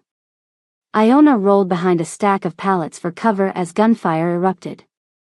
Through the spray of water and the flashing emergency lights, she saw Jean taking out one guard after another with ruthless efficiency. Salmon was screaming orders, backing toward an exit as her men formed a protective circle around her. Jean was outnumbered and outgunned, fighting his way toward Iona. A guard spotted her behind the pallets and raised his weapon. Iona didn't think. She grabbed a heavy metal pipe lying nearby and swung it with all her strength, catching him across the knees. He went down with a howl of pain, his gun skittering across the wet floor. Iona lunged for it, her fingers closing around the unfamiliar weight. She'd never fired a gun before, but Jean had taught her the basics. Safety off. Aim. Squeeze, don't pull. She didn't need to shoot. The presence of the weapon in her hands was enough to make the injured guard retreat, limping toward his colleagues. Through the chaos, she spotted Jean. He'd almost reached her position when 3 more men burst through a side entrance, reinforcements for Salmon. One of them raised what looked like an assault rifle. Jean! Iona screamed in warning. He turned, but too late. The man fired a burst that would have caught Jean directly if Iona hadn't acted on instinct, throwing the heavy pipe with surprising accuracy.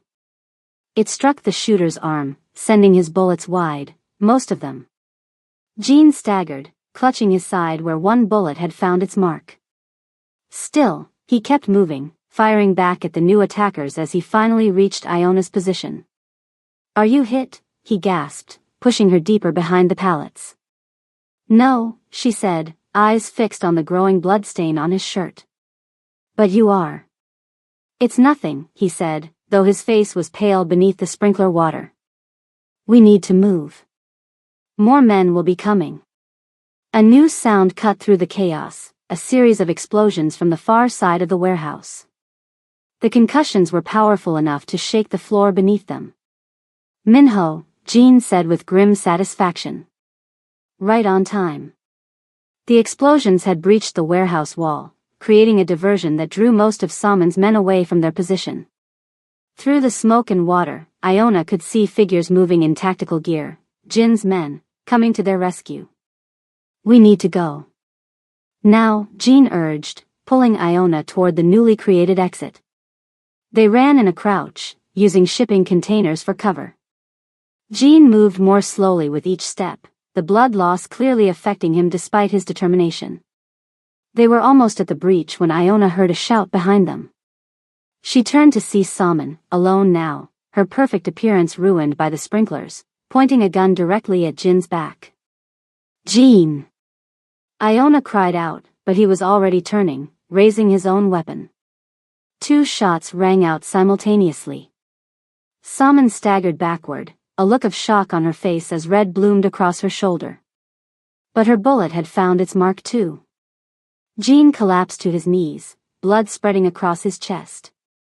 Iona caught him before he hit the ground. "Jean! Jean, look at me." His eyes were unfocused, his breathing shallow. "Go," he whispered. "Minho will get you out." "I'm not leaving you," Iona said fiercely, pressing her hands against the wound to stem the bleeding. She looked around desperately for help. The warehouse was in chaos. Fires had broken out from the explosions, smoke filling the air. Minho and his men were engaged in a firefight with Salmon's remaining guards. No one was coming to help them. Through the smoke, Iona saw Salmon being dragged away by one of her men. Their eyes met briefly, hatred in Salmon's, determination in Iona's. Then they were gone. Iona turned her attention back to Jean. "Stay with me," she begged as his eyes fluttered. She needed to get him out, but she couldn't carry him, and the fire was spreading rapidly, cutting off their escape route. The warehouse was burning around them, exit routes disappearing with each passing second. "I can't carry you out," she whispered, tears mingling with the sprinkler water on her face. Jin's hand weakly caught hers, pressing something metal into her palm. "Car keys." "You don't need to carry me," he said, his voice barely audible. "You need to leave me. This is my gift to you. Freedom." His eyes closed as sirens wailed in the distance. "You don't need to carry me. You need to leave me. This is my gift to you. Freedom." Jin's eyes closed as sirens wailed in the distance. The warehouse burned around them, smoke thickening, the heat intensifying with each passing second. Iona stared at the car keys in her palm. Freedom. The very thing she'd wanted since that first day in the mansion. The chance to escape, to start over, to leave this dangerous world behind. But freedom meant nothing if Jean wasn't alive to see it. No, she said, though Jean couldn't hear her. That's not how this ends. She shoved the keys into her dress pocket and looked around desperately. The sprinklers had done little against the growing inferno. Smoke stung her eyes and burned her lungs. They had minutes, maybe seconds before their position would be overrun by flames. 20 feet away, a forklift sat abandoned near some shipping crates. Iona had never driven one before, but desperate times called for desperate measures. I'm coming back, she promised Jin's unconscious form before sprinting to the machine. The keys were still in the ignition. She climbed into the seat, studying the controls frantically. Lever for lift, pedals for movement. It couldn't be that different from a car, right? The forklift roared to life, lurching forward as she pressed too hard on the accelerator. She corrected quickly, guiding the machine back to Jean. Using the hydraulic lift, she raised the forks to form a makeshift stretcher platform. Then, with strength born from pure adrenaline, she dragged Jin's limp body onto the forks, positioning him as securely as possible. Hold on, she whispered, though he couldn't hear her. Just hold on. She drove slowly, navigating through the burning debris toward the breach Minho's team had created. The warehouse was becoming an inferno behind them, support beams crashing down as the fire consumed everything. Outside, chaos reigned. Police sirens wailed, firefighters were arriving, and somewhere in the distance, Iona could hear gunfire, the battle between Jin's men and Salmon's still raging. Minho appeared through the smoke, his face black with soot, eyes widening at the sight of Iona driving the forklift with Jin's bleeding body balanced precariously on the forks. He's been shot, she shouted over the roar of the fire. Twice. He needs a hospital. Minho barked orders in Korean, and Jin's men converged, carefully lifting their boss from the forklift onto a waiting SUV. The police are coming, Minho told Iona as he helped her down from the forklift. We can't be found here. I'm going with him, Iona said, climbing into the SUV beside Jin's motionless form. Minho nodded once, respect evident in his eyes. You saved him, he said simply before shutting the door. The vehicle sped away just as the warehouse roof collapsed in a shower of sparks and flame. Iona cradled Jin's head in her lap, applying pressure to his wounds with strips torn from her once beautiful dress. Don't you dare die on me, she whispered fiercely. Not after everything we've been through. His blood soaked through the fabric, warm and terrifying. His skin was too pale, his breathing too shallow. But his heart still beat beneath her fingers, stubborn, resilient, fighting. Just like him. The private clinic was discreet, expensive, and didn't ask questions when a bleeding man was rushed through their service entrance at 3 a.m. The staff moved with practiced efficiency, whisking Jean away to surgery while Iona stood in the hallway, her green dress ruined with smoke and blood. Mrs. Park arrived within the hour, bringing clean clothes and tearful embraces.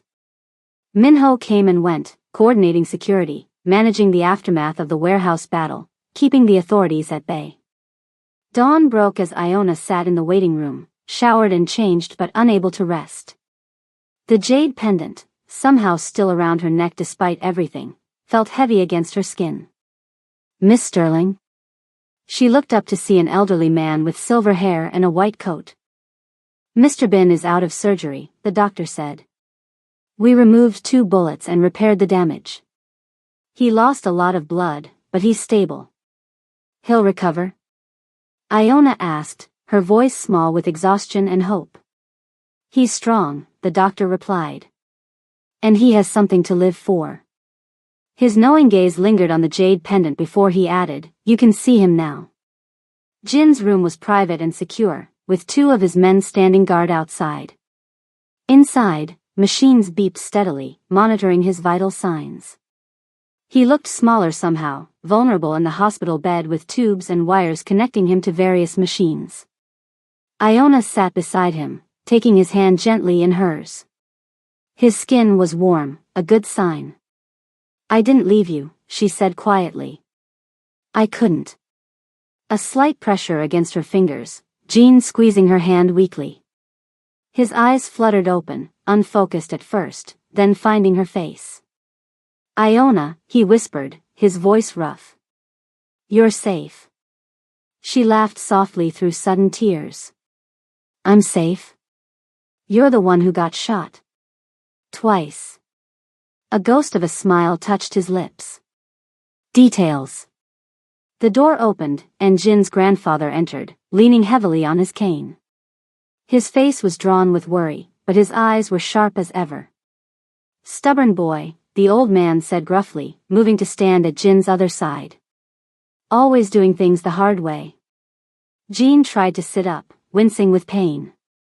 Harabiaji, the ceremony has been postponed, his grandfather said firmly. Your health is more important. And Saman? Jean asked, his voice hardening. Minho stepped into the room. Wounded but escaped, he reported. We're tracking her.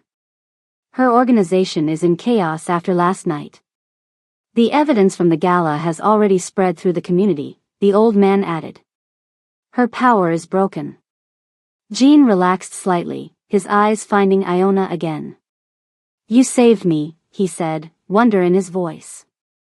With a forklift. Iona shrugged, embarrassed. It seemed like a good idea at the time. It was brilliant, Jean said, his eyes never leaving hers. Something passed between them, an understanding, a connection deeper than words. Jin's grandfather observed the exchange with knowing eyes. He placed a weathered hand on Iona's shoulder. You have earned your place with us, he said solemnly. If you want it.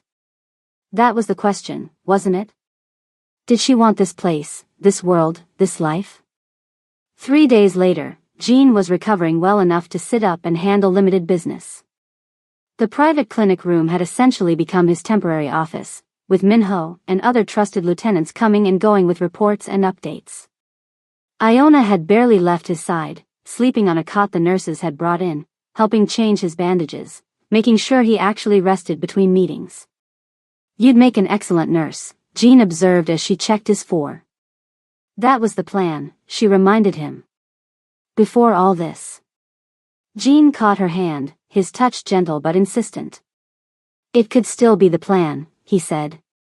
If that's what you want. She sat on the edge of his bed. What do you mean? I mean you have a choice to make, Jean said, more serious than she'd ever seen him. The danger has passed. Saman's power is broken. You could go back to your life, finish your degree, become a nurse. I would ensure your financial security, your mother's care. You would be free. And the alternative? Iona asked, her heart beating faster. Jin's fingers intertwined with hers. Stay with me, he said simply. Not as someone under my protection, but as my partner. My equal. In your business? She asked cautiously. In everything, Jean replied, his eyes never leaving hers. I didn't plan for this, Iona. I didn't expect to. He hesitated, then finished, to fall in love with you. The words hung in the air between them, honest and raw and transformative. Your world is dangerous, Iona said after a moment. Yes. Complicated. Extremely. And not always legal, she added. Jean didn't deny it. I can't change who I am or what I've built, he said. But I can promise you this, you will always have a choice. Every day. Stay or go. I will accept whatever you decide, whenever you decide it. Iona touched the jade pendant at her throat. Your grandfather gave me this for a reason, didn't he? Jean nodded. In our family, jade is only given to those who carry our name. He was matchmaking, Iona realized. He was acknowledging what he saw before either of us did, Jean corrected. Iona stood and walked to the window, looking out at the city spread below. Her life had been upended in ways she could never have imagined that day she hid in Jin's car. She'd gone from victim to survivor to, what? Queen of an underground empire? Partner to one of the most powerful men in Los Angeles? No, something simpler and more profound, a woman who had found her strength, her voice, and unexpectedly, her heart. She turned back to Jin. I want both, she said. Jin's eyebrows rose slightly. Both? I want to finish my nursing degree, she explained. To honor my mother, to help people. But I also want. She moved back to the bed, taking his hand again, you. Us. This complicated, dangerous, extraordinary life. Jin's face transformed with a genuine smile, rare and brilliant. Then you shall have both, he promised. And anything else you desire. 1 year later. Iona adjusted her graduation cap, checking her reflection in the mirror. The nursing pin on her lapel caught the light, gleaming proudly. You look beautiful, Jean said from the doorway of their bedroom. She turned, smiling at the sight of him in his impeccable suit. A year had changed him, there was more silver at his temples, and sometimes his shoulder ached when it rained, a permanent reminder of the warehouse battle. But his eyes were warmer now, his rare smiles less rare. Ready for your big day? He asked, crossing the room to stand behind her. Almost, she said, reaching for the jade pendant that never left her throat. It had been joined by another piece of jewelry, a platinum wedding band, simple and elegant, placed on her finger 6 months ago in a small ceremony at his grandfather's house. The day had been perfect, Mrs. Park crying happy tears, Minho standing solemnly as best man, Jin's grandfather presiding over the traditional ceremony with unmistakable pride. Your mother would be proud, Jean said softly, understanding her thoughts as he often did now. Iona nodded, blinking back tears. Her mother had passed away peacefully 3 months ago, her final years made comfortable by the best care money could buy. She had lived long enough to see Iona happy, to know her daughter had found her path. We should visit her afterward, Iona said. Tell her I finally finished. Of course, Jean agreed. The changes in their world went beyond their marriage. Jean had restructured his organization, moving more resources into legitimate businesses. The community work had expanded, scholarships for Korean American students, healthcare initiatives for immigrant families, legal aid for those who couldn't navigate the system alone. There was still the other side of the business, the parts that operated in shadows. Iona didn't delude herself about that. But she had made peace with the complexity of the man she loved, the world they shared. She had her nursing career 3 days a week at a community clinic Jean had founded. The rest of her time was spent helping Jean build something better than what came before, an organization that protected the vulnerable rather than exploiting them. Mrs. Bin, Jean said, using the name she had taken professionally as well as personally. Your graduation ceremony awaits. The cemetery was peaceful in the late afternoon light. Jean placed the flowers on Diane Sterling's grave as Iona watched, her graduation gown exchanged for a simple dress, her nursing pin still proudly displayed. I did it, Mom, she said quietly. Just like I promised. Jean stood slightly apart, giving her this moment. He had come to respect the strong woman who had raised Iona, who had fled his world but taught her daughter the courage that would eventually lead her back to it. When Iona had said all she needed to say, she joined him, slipping her hand into his. They walked slowly back toward the car, their steps in perfect rhythm. Happy? Jean asked simply. Iona smiled up at him. Yes. In ways I never expected. As they reached the car, Jin's phone buzzed with a message. He checked it, his expression changing instantly, something Iona had learned to recognize as trouble. What is it? She asked. Jean hesitated before showing her the screen, a photograph of Sam and Yun, smiling beside a man whose face was just out of frame. The timestamp showed it was taken yesterday. Impossible, Iona whispered. She's supposed to be in federal custody. In the year since the warehouse fire, Salmon had been apprehended by authorities, her illegal activities exposed thanks to evidence Jean had provided. The last they'd heard, she was facing years in a federal prison. Jean took her hand, his grip tight with protection and promise. "It seems," he said quietly, "that our story isn't quite finished after all. Some say love found in dangerous places never lasts, but Jean and Iona proved that sometimes, protection turns into something much deeper." Their story reminds us that courage isn't about being fearless, it's about making choices even when you're terrified. If this story touched you in any way, please smash that subscribe button right now and let me know in the comments where you're watching from. Your support helps me bring more stories like this one to life. And if you're wondering what happened to Madame Yun's secret allies, well, that's a story for another time.